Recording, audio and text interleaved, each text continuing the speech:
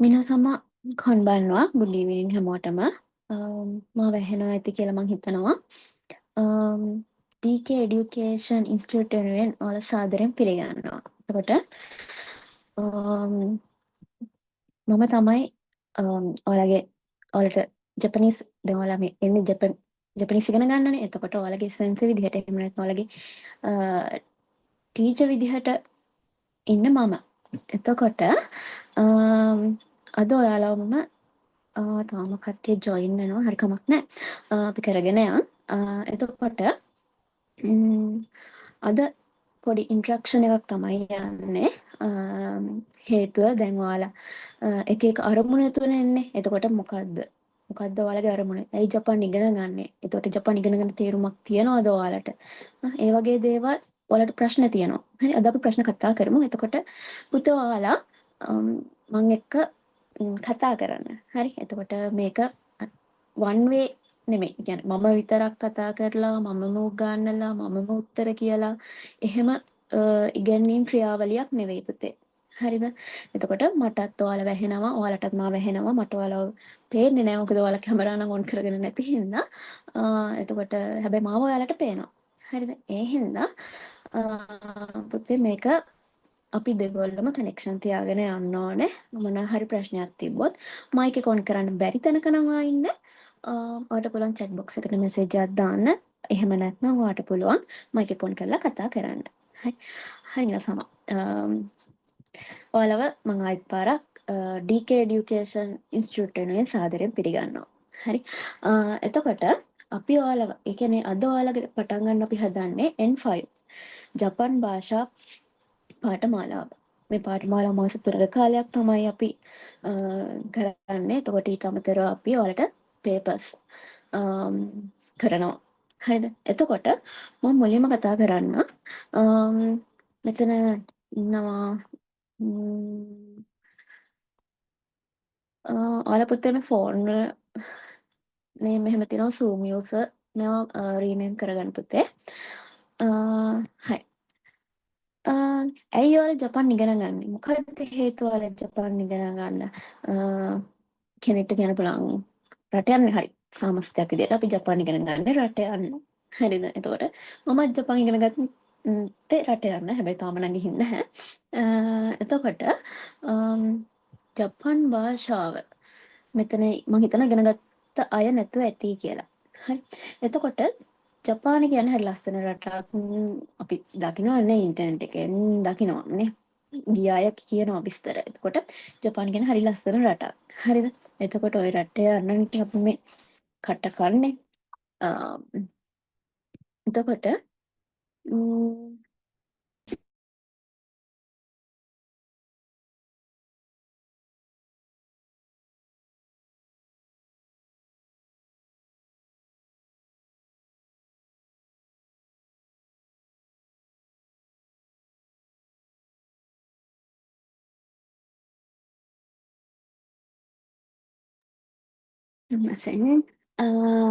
අපි මේ රටට යද්දී අනිවාර්යම දෙයක් තමයි පුතේ ජපාන් භාෂාව කියලා කියන්නේ.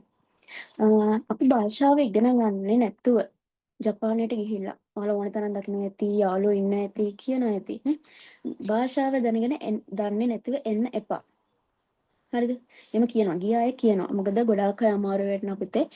භාෂාව දන්නේ නැත්නම් අපි කියමු ඩිපෙන්ඩ් යනවා. එහෙම නැත්නම් ඔය කියන්නේ අඳුරන අය කෙනෙක් ගන්නවා. අක්ක කෙනෙක් ගන්නවා නේද? නැත්නම් හස්බන්ඩ් ගන්නවා, වයිෆ් ගන්නවා. ඔය විදිහට කියන්නේ. උතර යාලා ගිහිල්ලා කෙනෙක්ගේ උදව් තියනවා නම් ගැටලුවක් නැහැ. හැබැයි අපි යන්නේ තනියම නම් අපි ලොකු අමාරුවක වැටෙනවා. අනිවාර්යෙන් ඔයාලට භාෂාව ඕනේ. භාෂාව නැතුව මුකුත් කරන්න බෑ. හරි. අඩුම තරම කඩේකට ගිහිල්ලා ඔයාලට බඩුවක් ගන්නවා. භාෂාව නැතුව බැහැනේ. නේ බඩගින්නට දෙයක් කන්න උනත් භාෂාව නැතුව යන්න විදිහක් නැහැ.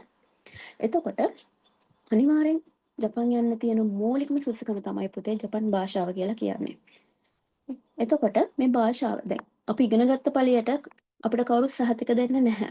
හරි අපිට තියෙන අපේ නින්ද විභාග තියෙනවා. මේ විභාග සමත් වෙන්න ඕනේ. මේ විභාග සමත් වුනහම තමයි පුතේ ඔයාලට ජපානයට යන්න තියෙන මූලික සුදුසුකම සපුරා ගන්න පුළුවන්. ඊට අමතරව තව සුස්කම් තියෙනවා. ඒවා අපි වීසා ගැන කතා කරද්දි කතා කරමු. මම වීසා ගැන කතා කරන්නේ නැහැ පොඩ්ඩක් වශයෙන්. මම හැබැයි ඔයාලගේ දැනගැනීම පිණිස මේ වීසා එකෙන් කොහොමද යන්නේ? මොකද්ද කරන්නේ කියන දේ ගැන විතර මම අද කතා කරනවා. හරි. එතකොට ඔයාලට තීරණය කරන්න බලන්න. මම ජපාන් ඉගෙන මෙන්න මේ වීසා එකෙන් යනවා. අපි කියමු ස්ටුඩන්ට් වීසා එකෙන්. හරි. ඔයාලට වයස තියෙනවා නම් වයස 30ට වඩා අඩු නම් මට පුළුවන් මට ස්ටුඩන්ට් වීසා එක යන්න පුළුවන්. මට 30ට වැඩි. එහෙනම් මම යනවා SSW වීසා එක. එහෙම නැත්නම් ට්‍රේනින් වීසා එකෙන්. ඔය විදිහට ඔයාලට තෝරගන්න පුළුවන්. මොකද අපේ වගකීම තමයි භාෂාව උගන්වනවා වගේම ඔයාට ඔයාගේ අනාගතයට නැත්නම් යන භාෂාව ඉගෙනගෙන යන්න හදන පාර පෙන්නන එක. හරි. එතකොට මේ කියද්දි මුලින්ම ජපාන් භාෂාව ගැන කිව්වොත් භාෂාව අපිට ඉගෙන ගන්න තියෙනවා කොටස් තුනක් යටතේ. කොටස් තුනක් කියන්නේ විභාගයෙන් කොටස් තුනක් තියෙනවා. මූලික වශයෙන් අපි ගන්නවා වචන ටික, ඊට පස්සේ ග්‍රැමර්, මේ දේවල් තමයි අපි ඉගෙන ගන්න. හැබැයි එක්සෑම් එකට ගියම පස්සේ අපිට තියෙනවා පේපර් තුනක් හම්බ වෙනවා. එකක් ග්‍රැමර් පේපර් එක, එහෙම නැත්නම් ව්‍යාකරණ කොටස, ඊළඟට මේ භාෂා අවබෝධය. ඒ කියන්නේ වචන, ජපාන් භාෂාවේ වචන දන්නවද? ඒ වචන වල තේරුම දන්නවද? මේක කොහටද පාවිච්චි කරන්න පුළුවන් කියන එක දන්නවද කියන පුතේ ඔයාලට භාෂා අවබෝධයේ පේපර් එකක් හම්බ වෙනවා. ඊට පස්සේ ඔයාලට හම්බ වෙන පුතේ ලිස්නින් පේපර් එකක්. සමන්දියෙන් පේපර් දැන් එක අහපු ගමන් අම්මෝ ලිස්නින් පේපර් එකකුත් තියෙනවා අපිට නම් තේරෙන්නේ නැහැ කියලා හිතනවා. ඒකට ප්‍රැක්ටිස් කරනවා. ග්‍රැමර් පේපර් එකට ප්‍රැක්ටිස් කරනවා, ලිස්නින් පේපර් එකට ප්‍රැක්ටිස් කරනවා. ඒකට ඒ ගැන හිතන්න එපා, බය වෙන්න එපා. හැබැයි කැපවීම තියෙනවා. කැපවීම සහ උනන්දුව තියෙනවා. හරි. එතකොට ජපාන් භාෂාව කියන පුතේ ලෝකේ තියෙන වේගවත්ම භාෂාව අතරින් එකක්. හරි. ඒ කියන්නේ ඔයාලා දැකලා තියෙන ඇනිමේෂන්, කාටුන් එහෙම දැකලා තියෙන දැන් ජපානය ගැන. ජපාන් ඉගෙන ගන්න ළමෙන් නම් පුතේ ඒ ගැන හොයලා බලන්න.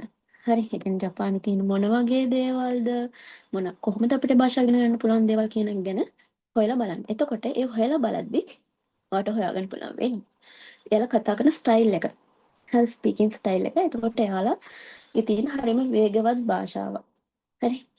ඊට අමතරව ජපාන භාෂාවේ ලිවීමේ ක්‍රම තුනක් තියෙනවා. හරි.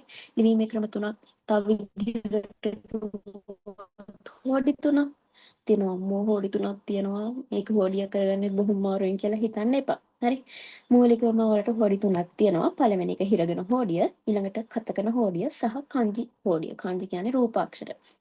එතකොට හිරගෙන හෝඩියේ මූලික අකුරු 46ක් සහ කතකන හෝඩියේ මූලික අකුරු 46 බැගින් තියෙනවා.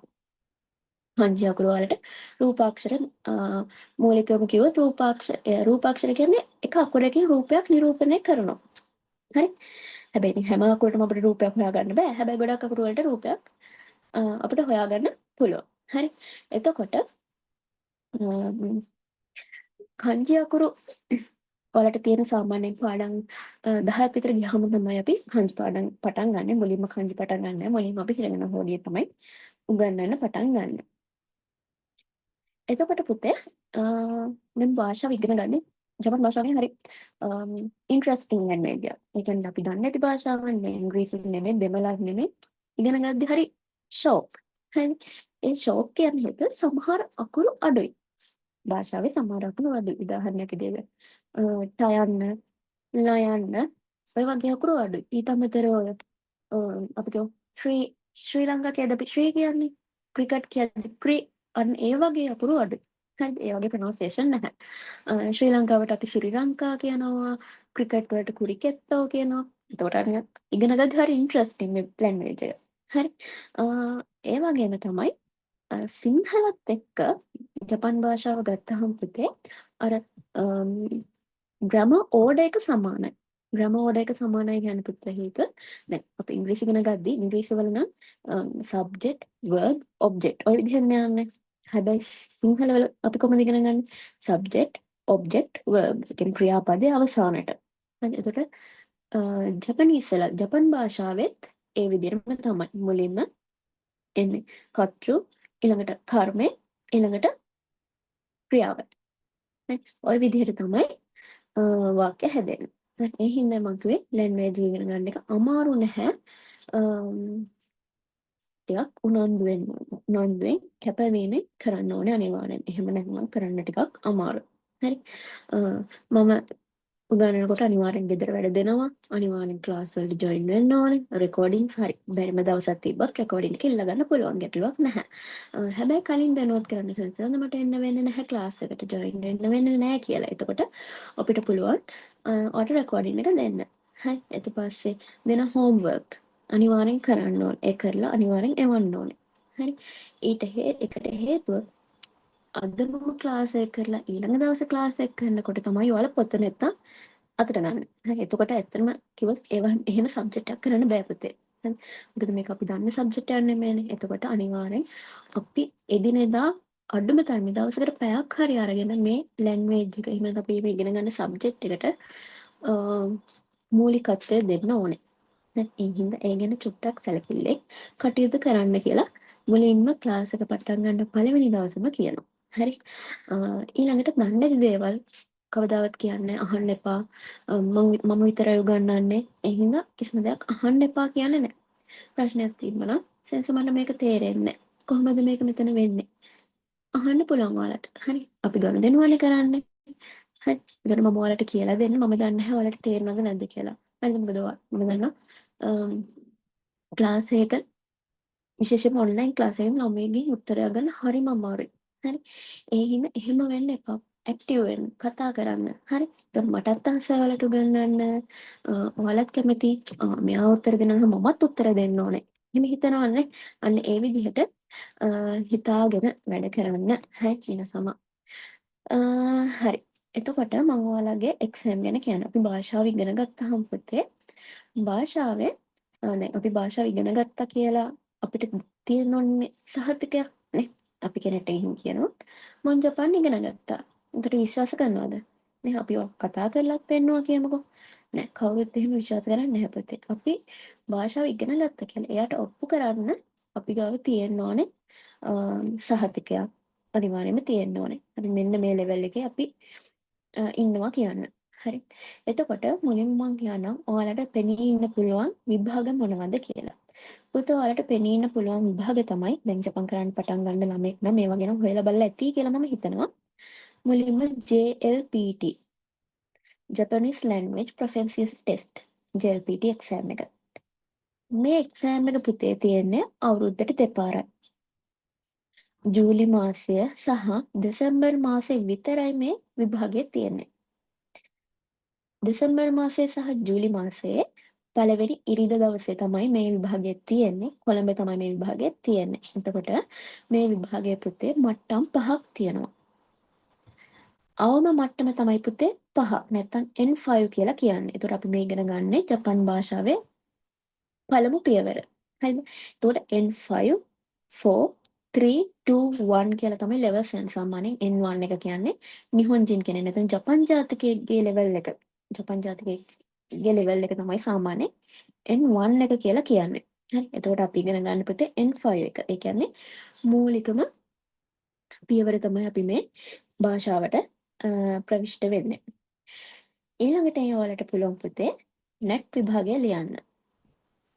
NET විභාගය කියන්නේ පුතේ Nihongo ability test. Nihongo ability test. මේ විභාගය මාසයකට සැරයක් තියෙන විභාගයක්. ඒ කියන්නේ හැම මාසෙම මේ විභාගය තියෙනවා. එතකොට ඔයාලට හිතන්න මේ මාසේ විභාගය ලියලා ඔයාලට ෂුවර් එකක් නැහැ ඔයා පාස් කියලා. හරිද? නැත්නම් ඔයාලට ලකුණු මදි වුණා පාස් වෙන්න. ඔයාලට පුළුවන් ඊළඟ සැරේ එක්සෑම් එකට ඇප්ලයි කරන්න පුළුවන්. ඊළඟට අපිට තියෙනවා පුතේ JFT කියන විභාගය. එතකොට මම තව දෙයක් කියන්න. JLPT සහ NET කියන විභාග ස්ටුඩන්ට් වීසා යන කෙනෙක්ට, ඒ කියන්නේ ශිෂ්‍ය වීසා යන කෙනෙක්ට වළංගු වෙන විභාගයක්. JLPT විභාගය නම් සාමාන්‍යයෙන් ලෝකේ ඕනම තැනක පිළිගත් විභාගය. NET විභාගය නම් සාමාන්‍යයෙන් වළංගු වෙලා තියෙන්නේ රටවල් 16කට. ඒ කියන්නේ හැම රටයකම නැහැ. හැබැයි JLPT විභාගය ලෝකේ හැම රටකම පවත්වන විභාගයක්. NET එක නම් ලෝකේ රටවල් 16ක තමයි තියෙන්නේ. එතකොට පොඩි මතයක් තියෙනවා JLPT එකට වඩා NET එක වැලිඩ් එහෙම නැත්නම් වළංගුභාවයෙන් අඩුයි කියලා. ශිෂ්‍ය වීසා වලට එහෙම බලපෑමක් නැහැ පුතේ. JLPT එක ජීවිත කාලෙම ලයිෆ් ටයිම් වළංගුයි. ඊළඟට NET එකත් වළංගුයි. එහෙම මතයක් තියෙනවා ඒක එහෙම එකක් නැහැ අපි කතා ජපාන් සෙන්සල් එක කතා කරද්දී යාළුවා කියන එහෙම ප්‍රශ්නයක් නැහැ. ස්ටුඩන්ට් වීසා එන්න එක ගැටලුවක් නෙවෙයි කියලා. ඊළඟට JFT එක්සෑම් එක. Japanese foundation test. JFT කියන විභාගය පුතේ SSW වීසා. එහෙම නැත්නම් වර්කින් වීසා යන කෙනෙක්ට තියෙන අනුසස්කම තමයි මේ JFT කියන විභාගය. JFT විභාගය පුතේ N5 එක විතරක් නෙමෙයි N5 දෙකම ලෙවල්ස් දෙකම මේ JFT විභාගයට අයිති. ඒ කියන්නේ 5 level එක විතරක් නෙමෙයි 4 level එකක් JFT එකේ තියෙනවා. ඊළඟට ඔයාලට හම්බ වෙනවා JLCT කියලා විභාගයක්. මේ ටෙස්ට් එකත් Japanese language capability test. ඊළඟට STBJ කියලා හම්බ වෙනවා Standard Test for Business Japanese. ඊළඟට AJU කියලා හම්බ වෙනවා Exam for Japanese University. AJU ඒක කෙලින්ම යුනිවර්සිටි ඇප්ලයි කරන්න පුළුවන් විභාගයක්. අපි මම මෙතන ටාගට් කරන්නේ එහෙම නැත්නම් අපි හැමෝම මෙතන ටාගට් කරන්නේ JLPT සහ NET කියන විභාගය. JFT එක කරන කෙනෙක්ටත් ඉස්සෙල්ලා 5 එක කරලා ඊට පස්සේ 4 එකක් කරන්න පුළුවන්. එහෙම නැත්නම් එයාට හදාගන්න පුළුවන් JLPT එක්සෑම් එකේ N5 එක සහ 4 levels දෙක ලියලා එයාට පුළුවන් ස්කිල් ටෙස්ට් එකකට පෙනී ඉඳලා SSW visa apply කරන්න. ස්කිල් ටෙස්ට් එක මොකක්ද කියලා මම පස්සේ කියලා දෙන්නම්. එතකොට JLPT විභාගය පුතේ JLPT විභාගය මම ලයිෆ් ටයිම් කියන්නේ ජීවිත කාලෙම වළංගුයි කියලා. හැබැයි මේකේ විභාගයේ ප්‍රතිඵලය එන්න සාමාන්‍යයෙන් මාස එකහමාරක කාලයක් යනවා. හරි. එතකොට අපි විභාගය ලියලා මාස එකහමාරක් දෙකක් ඇතුළත තමයි විභාගයේ ප්‍රතිඵල එන්නේ. හරි. නැට් විභාගය ගැන කිව්වොත් පුතේ නැට් විභාගය නම් සාමාන්‍යයෙන් දවස් 5ක් වගේ ඇතුළත කාලයක් ඇතුළත රිසල්ට් එනවා. එතකොට මේ එක්සෑම් දෙකම ලියන්න ඔයාලා කොළඹට එන්න ඕනේ. කොළඹ තමයි එක්සෑම් තියෙන්නේ. හරි. එතකොට මේ දෙකම ලියන්න ඔයාලට එන්න වෙනවා. යන්න වෙනවා කොළඹට. හරි. ඊළඟට පුතේ JFT විභාගය කිව්වොත් JFT විභාගය මම කිව්වා SSW වීසා වලට තමයි මේක වැලිඩ් වෙන්න වළංගු වෙන්නේ. එතකොට මේකේ තියෙන්නේ සිලබස් එක තියෙන N5 සහ 4 වලින් හැදිලා තමයි JFT විභාගය තියෙන්නේ. එතකොට ඔයා කැමති නම් JFT විභාගය ලියන්න පුළුවන්. එහෙම නැත්නම් JLPT N4 සහ 5 ලියලා ස්කිල් ටෙස්ට් එක කරන්න පුළුවන්. එතකොට JFT විභාගයක් හැම මාසෙම තියෙනවා මේ විභාගයක්. මේ හැබැයි පුතේ ලිඛිත විභාගයක් නෙවෙයි. හරි. මේ විභාගය කම්පියුටර් බේස් එක්සෑම් එක. ඒ කියන්නේ කම්පියුටර් එකෙන් තමයි පේපර් එක කරන්න තියෙන්නේ. එතකොට ඔයා හොඳම දේ කියන්නේ ඔයා පේපර් එක ලියලා ඉවරෙද්දි ඔයාට රිසල්ට් එකත් බලා ගන්න පුළුවන්. මෙන්න මෙච්චරක් වගේ ලකුණු තියනවා කියන්න. එතකොට හොඳයිනේ. ෆේල් නම් අනිවාර්යෙන් ඊළඟ එක්සෑම් එකට දාන්න පුළුවන්. එතකොට මේ එක්සෑම් ඔක්කොටම වගේ සාමාන්‍යයෙන් වියදම් වෙන්නේ අපිට රුපියල් 7000ක මුදලක් තමයි මේ එක්සෑම් එකට වියදම් වෙන්නේ. හරි. එතකොට මෙන්න මේ එක්සෑම් ටික තමයි අපි ටාගට් කරන්නේ N5 level එකත් එක්ක. හරි. එතකොට ඔයාලා දැන් මම කිව්වා ඔයාලා ජපාන් ඉගෙන ගන්නේ එක එක බලාපොරොත්තු එක්ක. හරිද? සමහර විට ස්ටුඩන්ට් වීසා එකකින් යන්න, එහෙම නැත්නම් වර්කින් වීසා එකකින් යන්න, එහෙම නැත්නම් ඩිපෙන්ඩන්ට් යන්න. එතකොට ඔය ටාගට් වලින් ඔයාලා ඉගෙන ගන්න. එතකොට ටාගට් වලින් ඉගෙන ගන්න දෙකුත් හරිද? ස්ටුඩන්ට් වීසා කෙනෙක් නම් තියෙන්න ඕනේ සුසුකම්. පළවෙනි සුසුකම තමයි ඔයා N5 විභාගය අනිවාර්යෙන් සමත් වෙන්න ඕනේ. N5 විභාගය සමත් වෙන්නේ නැතුව ඔයාට යන්න බෑ. මම කියන්නේ ලැන්ග්වේජ් එක නැතුව යන්න බෑ කියලා. ඒකට අනිවාර්යෙන්ම N5 එක්සෑම් එක ඕනේ. හේතුව මොකද කියලා මම ටිකක් පැහැදිලි කරන්නම්. ශිෂ්‍ය වීසා කියන්නේ අපි යන්නේ ඉගෙන ගන්න. හරිද? ඉගෙන ගන්න තමයි අපි යන්නේ. එතකොට ඔයාලට හිතේ ගිහිල්ලා ඉගෙන ගන්න ඕනේ කියලා. ඔව්. ස්ටුඩන්ට් වීසා වලින් යනවා නම් පුතේ ගිහින් ඉගෙන ගන්න ඕනේ. ඒ ඉගෙන ගන්නේ අපි සාමාන්‍ය වයස් සීමාවක් තියෙන ස්ටුඩන්ට් වීසා ඇප්ලයි කරන්න. ස්ටුඩන්ට් වීසා ඇප්ලයි කරන්න පුළුවන් අවුරුදු 18ට වැඩි සහ අවුරුදු 30ට අඩු කෙනෙක්ට. 30ට අඩු කියන්නේ ගොඩක්ම අවුරුදු 25 වෙනකම් වගේ කෙනෙක් ස්ටුඩන්ට් වීසා ඇප්ලයි කරනවා නම් හොඳයි. හේතුව අපි ඉස්කෝලේ ගිහින් ඉවර වෙලා ගොඩක් කල් යන්න යාලා බලනවා අපි මොනවද කරේ නේ? ජපානයට දැන් එන්න සුසුකමක් විදිහට දැන් අපි ජපන් භාෂාව හදාරනවා. හරිද? එතකොට ඒකට ලොකු කාලයක් යන්නේ නැහැනේ ජපන් භාෂාව ඉගෙන ගන්න. ඔයාලා අවුරුදු 5ක් ජපන් ඉගෙන ගත්තා වෙන්නේ නැහැනේ. එතකොට එයාලා බලනවා මොනවද ඔයා කරේ? ඒ අවුරුදු ටිකේ ඉගෙන ගත්තද, ජොබ් එකක් කරාද, ඒ වගේ දේවල් එයාලා බලනවා. ඒකින්දයි කියන්නේ වයස අඩු වෙන තරමට ශිෂ්‍ය වීසා යෙදුම් කරන එක හොඳයි කියලා. හරි. ඊළඟට අනිවාර්යෙන් N5 විභාගය අනිවාර්යෙන් ඕනෙමයි. හරි. එතකොට තව තියෙනවා ඔයාලව ස්කූල් එක ඉන්ටර්විව් තියෙනවා. ශිෂ්‍ය වීසා යෙදුම් කරන කෙනෙක් නම් ඉස්කෝලෙන් වාට ඉන්ටර්විව් එකක් තියෙනවා. මේ ඉන්ටර්විව් එකත් පාස් වෙන්න ඕනේ. එතකොට තමයි ආවේ ස්කූල් එකෙන් සිලෙක්ට් කරගන්නේ මෙයා අපේ ඉස්කෝලේට සුදුසුයි කියන දේ. ඊළඟට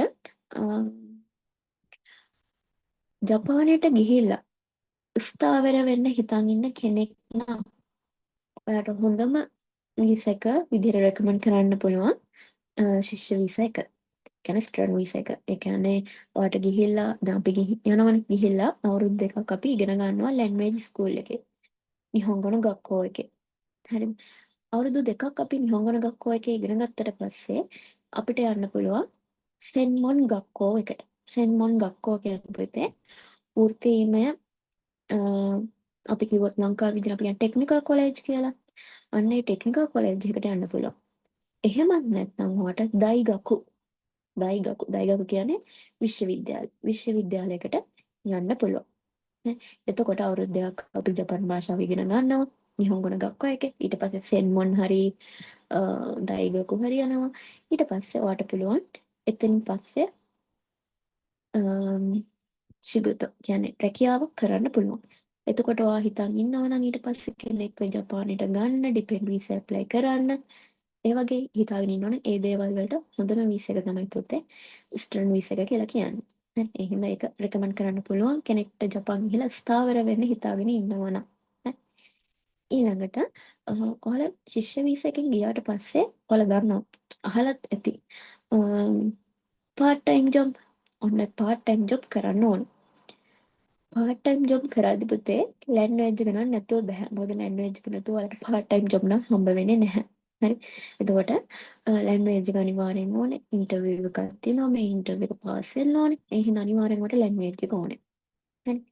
එතකොට එහෙ තියෙන නීතිය තමයි සතියකට පැය 4ක කාලයක් දිනකට පැය 4ක කාලයක් තමයි වැඩ කරන්න පුළුවන් පාර්ට් ටයිම් ජොබ්.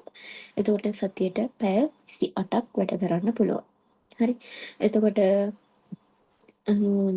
මේ පාර්ට් ටයිම් ජොබ් කරන්න අනිවාර්යෙන් ඔයාට ලැන්ග්වේජ් එක ඕනෙම. හරි. මම මේ ඔයාලව බය කරන්න කියනව නෙමෙයි. හරි. බය කරන්න කියනවා කියලා හිතන්න එපා. හරිද? මේ ගැන ඔයාලා දැනුවත් වෙන්න ඕනේ. හරි. නැත්නම් ඔයාලා එකපාරට ජපාන් ඉගෙන ගත්තට ඔයාලට කිසිම අවබෝධයක් නැත්නම් ඉතින් එහාට මොකද්ද කරන්නේ? එක්සෑම් එකක් පාස් වුණා කියමු.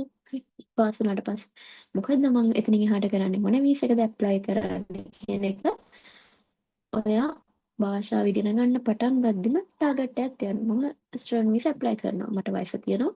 ඒ හින්දා මම ස්ටුඩන්ට් වීසා ඇප්ලයි කරනවා. එහෙම නැත්නම් මම ජොබ් වීසා ඇප්ලයි කරනවා. ට්‍රේනින් වීසා ඇප්ලයි කරනවා. ඒ විදිහට ඔයා ටාගට් එකක් තියාගන්න. හරි. ඒතකොට ඒ ටාගට් එකට අනිවාර්යයෙන්ම වැඩ කරන්න ඕනේ. එතකොට සාමාන්‍ය ස්ටුඩන්ට් වීසා යන්න පුතේ ලක්ෂ 30ක වගේ වියදමක් සම්පූර්ණ ලක්ෂ 30ක්. එතකොට ලක්ෂ 30 කියන්නේ ඔයාගේ සම්පූර්ණ වියදම. සම්පූර්ණ වියදම කියන්නේ පුතේ ලොකු වියදමක් කියන්නේ වගේ අපි දැන් ජපානයට යන්නේ අපේ පාසල් ගාස්තුව සහ ඉඳුම් හිටුම් වලට ගෙවීම් කරලා තමයි ජපානයට යන්නේ. එතකොට තමයි ලක්ෂ 30ක වගේ 30කට ආසන්න ප්‍රමාණයක් යනවා කියලා වියදම් වෙනවා කියන එක කියන්නේ. හරි. ඊළඟට ඔයාලට තව වීසා තියෙනවා. මම කියපු වීසා වලට අමතරව තියෙන පුතේ බිස්නස් වීසා, ටුවරිස්ට් වීසා. ඒතර ඔය වීසා වලින් යන්න නම් ඉතින් හොඳට සල්ලි තියෙන්න ඕනේ. හරි. බිස්නස් වීසා එකකින් සහ ටුවරිස්ට් වීසා එකකින් යන්න. එතකොට පුතේ මේ ස්ටුඩන්ට් වීසා එක වගේ නෙමෙයි බිස්නස් වීසා ටුරිස්ට් වීසා සාමාන්‍යයෙන් උපරිම දවස් 90කට තමයි වීසා එක වදින්නේ. එතකොට ඒ ගිහිල්ලා ඊට පස්සේ වීසා දවස් 90 කියන්නේ සාමාන්‍යයෙන් 3ක වගේ කාලයකට මාස 3කට වගේ තමයි වීසා වදින්නේ. හරි. එතකොට කවුරුත් හිතාගන්න නැහැ බිස්නස් වීසා හරි ටුවරිස්ට් වීසා හරි යන්න නේ. අපි හැමෝම ටාගට් කරන්නේ ස්ටුඩන්ට් හරි ජොබ් වීසා හරි යන්න. ජොබ් වීසා කියලා කියන්නේ වර්කින් වීසා එක. හරි. SSW වීසා එක ගැන කිව්වොත් පුතේ SSW වීසා එක ජපානය සහ ශ්‍රී ලංකාව අතර ගිවිසුමකින් තමයි මේ SSW වීසා එක ලංකාවට හම්බෙන්නේ 2019 තමයි මේ ගිවිසුම කියන්නේ SSW කියන කැටගරි එක ඇති වෙන්නේ. හැබැයි මේක ලංකාවට නම් එන්නේ 2023 වගේ විතර 3 වගේ විතර වෙද්දි. එතකොට මේක ස්පෙસિෆික් ස්කිල් වර්කර් කියලා තමයි එන්නේ. එතන මේකෙත් ලෙවල්ස් දෙකක් තියෙනවා. අපි යන්නේ පළවෙනි ලෙවල් එකේ. හරිද? අපි එහෙ ගියාට පස්සේ තමයි දෙවෙනි ලෙවල් එකට එන්නේ. අපි මෙහෙන් යන්නේ පළවෙනි ලෙවල් එකේ. එතකොට මේක පුතේ රටවල් 10කට තමයි වළංගු කරලා තියෙන්නේ. හේතුව තමයි ජපානයේ ජනගහනය අධික රටක්. එතකොට වර්තමානයේ ජපානයේ තියෙන ලොකුම ගැටලුවක් තමයි පුතේ වයස්ගත ජනගහනය වැඩි වෙන එක. එතකොට මේ වයස්ගත ජනගහනය වැඩි වෙන හින්දා තරුණ ශ්‍රමය අඩු වෙන හින්දා ඒක බැලන්ස් කරන්න තමයි මේ SSW කියන වීසා එක ඇවිත් තියෙන්නේ. එතකොට මේකෙදි අවසුසුකම තමයි අවුරුදු 17ට වැඩි වෙන්න ඕනේ 17ට වැඩි වෙන්න ඕනේ SSW වීසා එකට යන්න. ඒ වගේම අවුරුදු 45 වෙනකම් අවුරුදු 17ත් 45ත් අතර ඕනම කෙනෙක්ට යන්න පුළුවන් භාෂාව තියෙනවා නම් විභාගයේ සමත් නම් සහ අනිවාර්ය දේ තමයි නියුරෝගී කෙනෙක් වෙන්න ඕන. ඒ කියන්නේ මෙඩිකල් ටෙස්ට් එකක් තියෙනවා.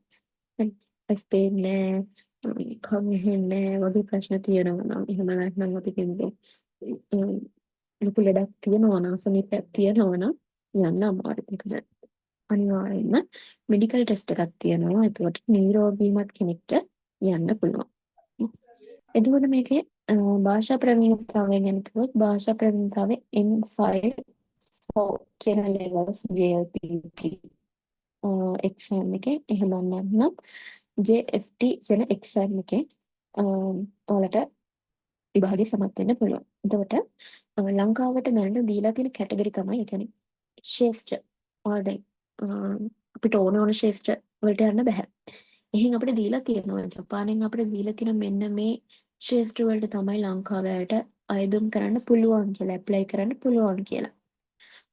පළවෙනි එක තමයි කාප්ප සේවා. ඊළඟට හෝටල් කියන්නේ අපිට ෆුඩ් ඇන්ඩ් බෙවරේජ්. ඊළඟට දීලා තියෙනවා ලංකාවට ඇග්‍රිකල්චර් කෘෂිකර්මාන්තය. ඊළඟට දැන් දීලා තියෙනවා ග්‍රවුන්ඩ් හැන්ඩ්ලින්. එහෙම නැත්නම් ගුවන් සේවා කර්මාන්තේ මේ හතරට තමයි දැන්ට ලංකාවේ JFT එහෙම නැත්නම් SSW වීසා එකෙන් ඇප්ලයි කරන්න පුළුවන්. එතකොට මේකෙත් පුතේ අනිවාර්යෙන්ම ඉන්ටර්විව් එකක් තියෙනවා. අපි කියමු ඔයාගේ වයසත් හරි ඊළඟට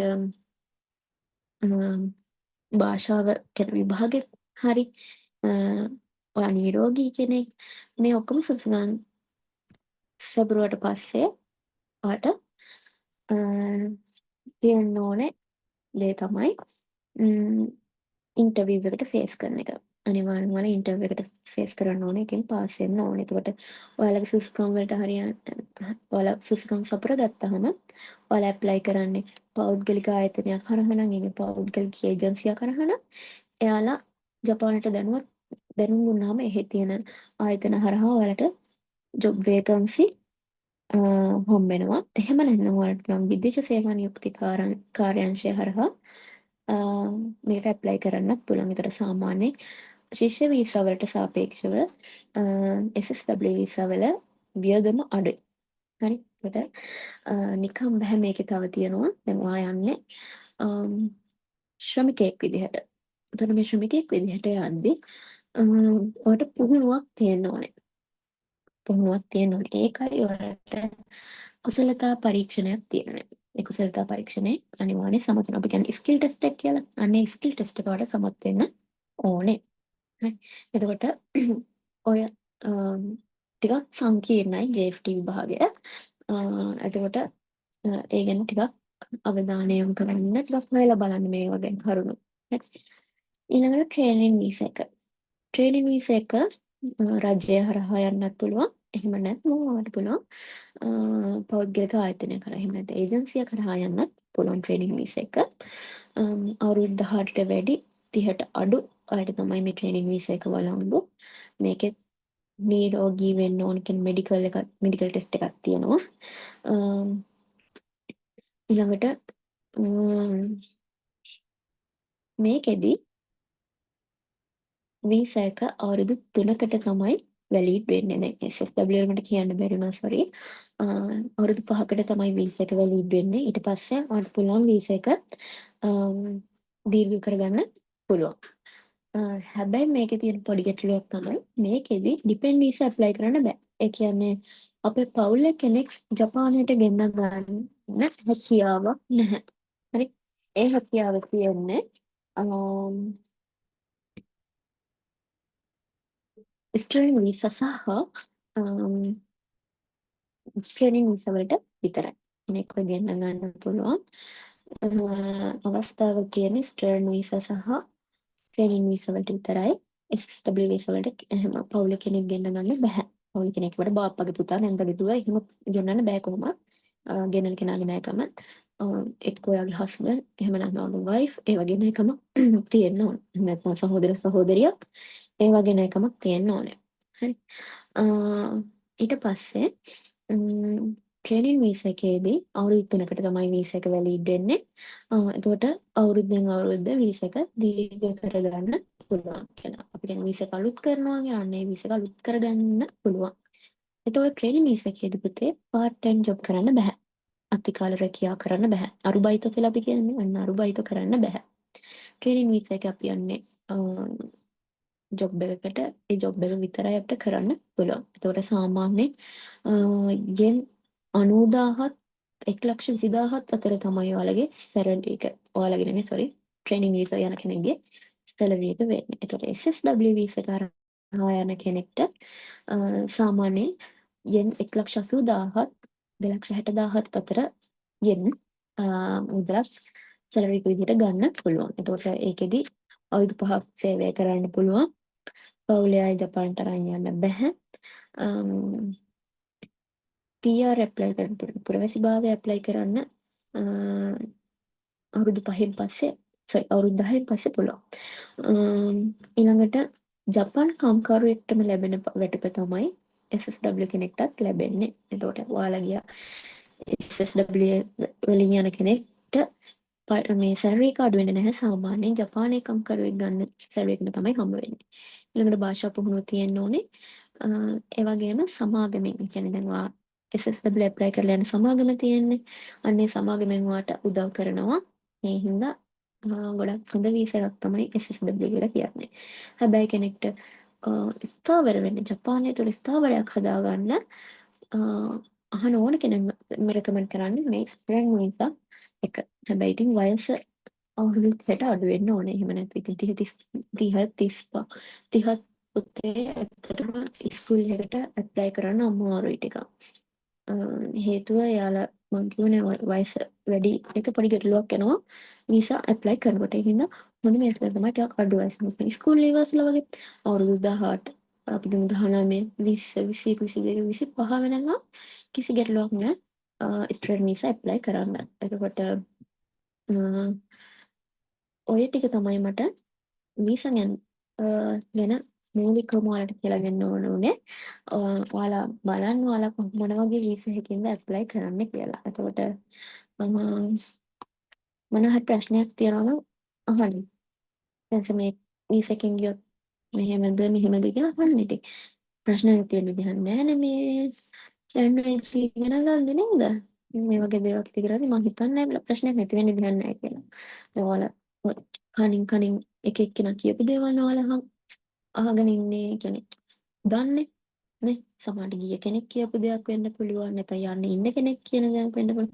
ගොඩක් අය කියන්නේ ජපානට ගිය කෙනෙක් නම් කියන්නේ එන්න එපා කියලා. හරි.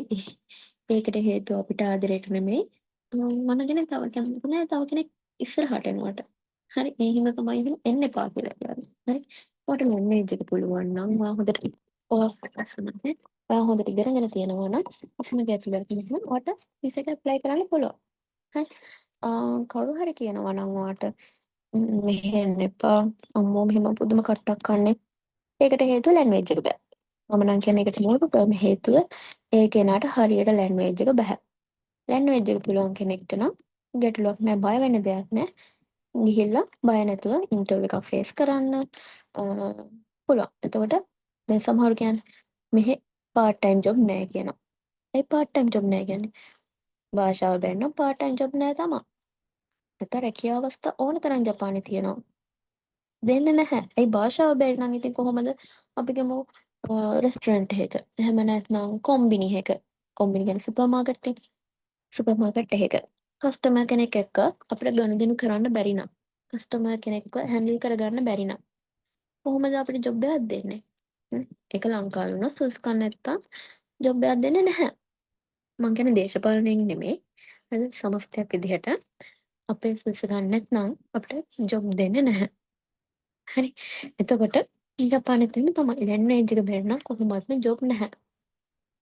ඒ හින්දා අනිවාර්යෙන් තියෙන්න ඕන දේ තමයි මේ ලැන්ග්වේජ් එක කියලා කියන්නේ. හරි. ඒ හින්දා ඔයාලා පුතේ හොඳට මේ ලැන්ග්වේජ් එක ස්ටඩි කරන්න අමාරුයි. ලේසි කියන්නේ නැහැ. අමාරු දේවල් තමයි කරන්න ඕනේ. එතකොට ඔයාලා දන්න ලැන්ග්වේජ් එක නෙමෙයිනේ නොදන්න දෙයක්. අපි සිංහලෙන් ඉගෙන ගත්තට ජපන් භාෂාව පැහැදිලි කිරීම සිංහලෙන් තමයි කරන්නේ. ඒ වුණාට භාෂාවල් ඉගෙන ගන්න. එතකොට හැමදාම ඔයාලට හම්බ වෙන අලුත් වචන. හරි. එතකොට මේ වචන ලියලා ඔයාලට පාඩම් කරගන්න පුළුවන්. හරි. එතකොට පොත් නෝට් ටික අනිවාර්යෙන් පිළිවෙලට තියාගන්න ඕනේ. අංක 1 පාඩම් කරන්න නම් නෝට් ටික පිළිවෙලට තියෙනවා. කොහොම මුල් මාසේ ඔයාලට අකුරු ටික ඉවර කරනවා. මුල් මාසයක් යන්නේ නැහැ. මුල් සති දෙක ඇතුළත ඔයාලට අකුරු ටික ඉවර කරනවා. හේතුව අපි දැන් කාලයත් එක්කනේ මේ ගන්න. මං කියන්නේ ටටා ගාලා තේරුණාද කියලා නැත්ත් එකයි මට මං කරගෙන යනවා. එහෙම නිකන් නෙමෙයි කියන්නේ. ඔයාලත් එක්කයි මම මේ ගමන යන්නේ. ඔයාලා නැත්නම් අපිට මේව කරගෙන යන්න බැහැනේ. එතකොට ඔයාලගේ උනන්දුව කැපවීම. يعني අද අකුරු 10ක් දුන්නා නම් ඔයාට ඊළඟ ක්ලාස් එකට යනකොට මේ අකුරු 10 පාඩම් තියන්න ඕනේ. හරි. මහන්සි වෙනවා කියන්නේ පුතේ ඒක ඔයා අතේ තියෙන්නේ. හරි. මහන්සි වෙන එක ඔයා අතේ. අපි ඔයාට සබ්ජෙක්ට් එක දෙනවා. සබ්ජෙක්ට් එක කියලා දෙනවා. ඔයාලගේ ප්‍රශ්න වලට පෙනී ඉන්නවා. ප්‍රශ්න වලට පිළිතුරු දෙනවා. හැබැයි පුතේ ඔයාගේ කැපවීම උනන්දුව නැතුව මේ ගමනේ යන්න බෑ. යන්න අමාරුයි. ඔයා අද දෙන වැඩේ අද කරලා මොනවා හරි ගැටලුවක් තියෙනවා නම් ඒක අපෙන් අහන්නේ නැත්නම් ඒ ප්‍රශ්නේ තියාගෙන හිටියා කියලා අපිට තේරෙන්නේ නැහැනේ. ඒක අහන්න. ඊට මට මේ පාඩමේ තේරුන්නේ නැහැ කියලා පොඩ්ඩක් අහන්න. ඒ ඇහුවම අපිත් කැමතියි කියලා දෙන්න. හරි. ඒ හින්දා අනිවාර්යෙන්ම ක්ලාස් එකට ජොයින් වෙද්දී මම මේ පුළුවන් නම් අඟල් භාගය වගේ කොටු පොතක් අඟල් භාගයේ කොටු පොත් දෙකක් ළඟ තියාගන්න හේතුව අකුරු ලියන්න. හරි. ඒක අකුරු ලියලා ප්‍රැක්ටිස් කරන්න.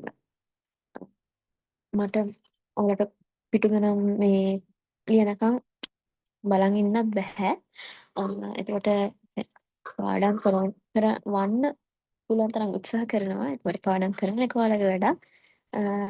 ඒ හින්දා අපිට අකුරු ප්‍රැක්ටිස් කරන්න ඕනේ. අකුරු ලියලා පුරුදු වෙන්න ඕනේ. ඒ කියන්නේ සති දෙකක් මඟ සද්දයක් ඇතුළත කොහොම හරි අපි ටාගට් කරන්න. මොකද පේපර්ස් කරන්න ඕනේ. අපි පේපර්ස් වලට ලොකු කාලයක් තියාගන්න ඕනේ. ඒ හින්දා පේපර්ස් එකට ලොකු කාලයක් තියාගන්න ඕනේ හින්දා අපි සාමාන්‍ය අකුරු ඉක්මනට ඉවර කරනවා. ඒ අකුරු ඉක්මනට ඉවර කරන්නේ ඔයාලට වැඩිපුර පේපර්ස් කරන්න. හරි එහෙම නැත්නම් පන්ති ඉක්මනට ඉවර කරගන්න ඕනේ හින්දා නෙමෙයි. වැඩිපුර පේපර්ස් කරනකොට ඔයාලට තේරෙනවා මෙතන මේකයි මගේ හැදෙන්න ඕනේ. මගේ ලිසනින් තව ටිකක් ඉම්ප්‍රූව් වෙන්න ඕනේ. හරිද? මගේ ග්‍රැමර් මම තව ටිකක් පාඩම් කරන්න ඕනේ නේ. මම වචන පාඩම් කරලා මදි. පේපර් එක ගත්තාම තේරෙන්නේ තියෙන දේවල්. නේ කරන්න තියෙන දේ. මොකද ඉංග්‍රීසි වලින් පුතේ පේපර් එක නැහැ. හරි. පේපර් එක තියෙන නිහොංග වලින් ජපන් භාෂාවෙන්. හරි. පේපර්ස් තුනක් ඔයාලට හම්බ වෙනවා. ඒ පේපර්ස් තුන හම්බ වෙන්නෙම තුනම හම්බ වෙන්න ඔයාලට නිහොංග වලින්. ඔයාලට කරන්න තියෙන දේවත් අඩු ගානේ ඉංග්‍රීසි වලින් හම්බ වෙන්නේ නැහැ. හරි එහෙම බලාපොරොත්තු තියාගන්න එපා. ඒතර කරන්න තියෙන දේ පවත් තේරුම් ගන්න ඕනේ ජපන් භාෂාවෙන් නම් ඔයාට හොඳ අවබෝධයක් තියෙන්න ඕනේ භාෂාව ගැන. හරි පේපර්ස් ගැන බය වෙන්න දෙයක් අපි අනිවාර්යෙන් පේපර්ස් කරනවා. ඒ හින්දා ඒ ගැන සැකයක් තියාගන්න ඕනේ නැහැ. පේපර්ස් විභාග ගැන කතා කරද්දී ඔයාට පේපර් එක මම කිව්වා පේපර්ස් 3ක් හම්බ වෙනවා කියලා. පේපර්ස් 3 හම්බෙන්නේ පළවෙනි පේපර් එක ග්‍රැමර් පේපර් එක. කියන්නේ ව්‍යාකරණ පේපර් එක. ව්‍යාකරණ පේපර් එකේදී පුතේ ඔයාලට ජපන් භාෂාව අපිට හම්බ වෙනවා විවිධාකාරයේ ග්‍රැමර් හම්බ වෙනවා. ව්‍යාකරණ. මෙන්න මේ ව්‍යාකරණ සම්බන්ධව තමයි ඔයාලට පේපර් එකක් හම්බ වෙනවා විනාඩි 50ක කාලයක්. ඊට පස්සේ ඔයාලට හම්බ වෙනවා මොජිගොයි. එහෙම නැත්නම් vocabulary paper එකක්. මේකට ඔයාලට විනාඩි 20ක කාලයක් හම්බ වෙනවා. මේ පේපර් එකේ තියෙන්නේ භාෂාව පිළිබඳ අවබෝධයක් තියෙන්න ඕනේ. ඒ කියන්නේ අපි වචන වල තේරුම, විරුද්ධ පද, සමාන පද ඔය දේවල් ගැන අවබෝධයක් තියෙන්න ඕනේ. ඊළඟට listening paper එක. සමන් දීමේ paper එක. මේකට ඔයාලට පැය භාගයක කාලයක් හම්බ වෙනවා. ඒතර මේ paper එක ඔයාලා listening practice කරන්න ඕනේ. අපි track දෙනවා, papers දෙනවා. එතකොට මේ papers කරන්න ඕනේ. paper ඔයාලා මෙහෙම ලයින් එක ඔන්ලයින් ඉද්දි මට පේපර් එක කරවන්න පුළුවන් වෙලාවට මම කරවනවා. එහෙම නැති වුණොත් ඔයාලට පේපර් එක කලින් කරන්න පුළුවන්. ඒතර මට තියෙන සාකච්ඡා කරන්න. හරි. අපි කරගෙන යද්දී අපි ටයිම් එක හදාගමු. හරිද? ඒ කියන්නේ ඔයාලගේ උනන්දුවම තමයි ඒක තියෙන්නේ වෙන්නේ. මොකද අපි කියමුකෝ ඔයාලා හරි උනන්දු ළමයි ටිකක් නම් මට පුළුවන් සතියට තව දවසක් විතර වැඩිපුර දාලා අපි ක්ලාස් එක කරලා දෙන්න පුළුවන්. හරි ඒක ඔයාලම තීරණය වෙන්නේ. හරිද? අද ක්ලාස් එකට ඉගෙනගෙන තව සති 3-4කින් ආයෙ ක්ලාස් එකට ආවොත් එහෙමනම් කරන්න බෑ පුතේ. විශේෂම කියන අවධාරණය කරන කාරණය තමයි පැමිණීම. හරි මම කියන්නේ 180 තියාගන්න කියලා නෙමෙයි මේ කියන්නේ. එහෙම තියෙනවා හොඳයි. අනිවාර්යෙන් ක්ලාස් වලට ජොයින් වෙන්න. හරි. එතකොට රෙකෝඩින් බලනවා කියන දේ දැන් ඔයාලගේ ජොයින් මමත් ඉගෙන ගන්නවා. මට සමහර ක්ලාස් දවසට මම ඉන්ටර්විව් කරනවා. එතකොට මටත් සමහර දවසට ක්ලාස් මිස් වෙනවා. රෙකෝඩින් බලනවා කියලා හිතාගෙන තියාගෙන ඉන්නවා. ඇත්තටම බලන්න වෙලාවක් නැත්තෙමත් නැහැ. බැලවෙන්නේ නැහැ. ඇත්තම කතාව රෙකෝඩින් බැලවෙන්නේ නැහැ. ඒ හින්දා කියන්නේ ඒක මටම තේරෙනවා.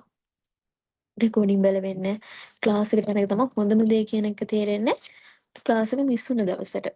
හරිද මොකද ඊළඟ දවසේ ක්ලාස් එක පටන් ගන්නකොට සෙන්සර් කරන පාඩම තේරෙන්නේ නැහැ. ඇයි කලින් දවසේ ක්ලාස් එකට ගියේ නැහනේ.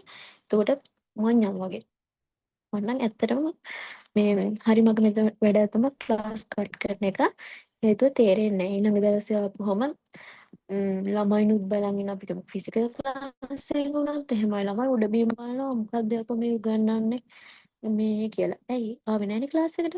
ඉතින් මොකද කරන්නේ? එතකොට අර ආපු ළමයිගේ කාලේ අපරාධනේ ආයේ ළමයට ඒ පාඩම මං කියලා දෙනවා කියන්නේ අර ආපු ළමයට මං කරන සාධාරණයක්. හරි.